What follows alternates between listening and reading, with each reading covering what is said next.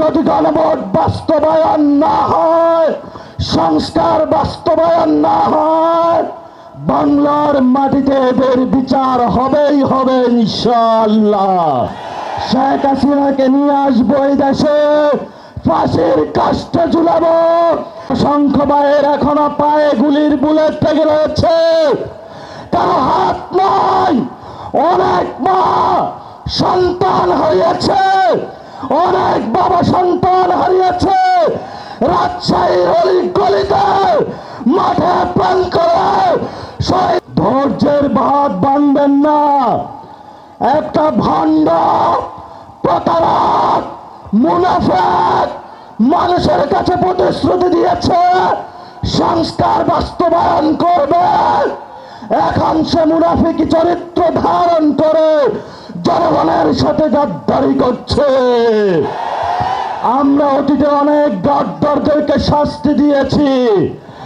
ইনশাআল্লাহ বাংলার মাটিতে যদি গণভোট বাস্তবায়ন না হয়, সংস্কার বাস্তবায়ন না হয়, বাংলার মাটিতে এদের বিচার হবেই হবে ইনশাআল্লাহ। শেষ কথা যেটা, পশ্চিমবঙ্গে গেরুয়া পতাকা এসেছে,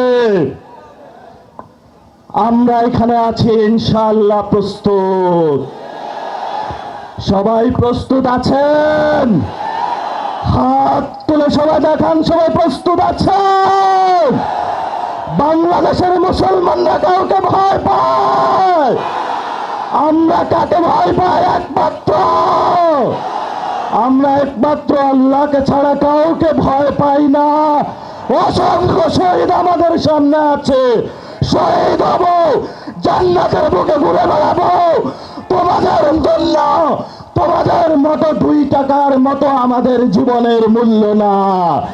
শেখ হাসিনাকে নিয়ে আসবো এই দেশে, ফাঁসির কাস্টে ঝুলাবো।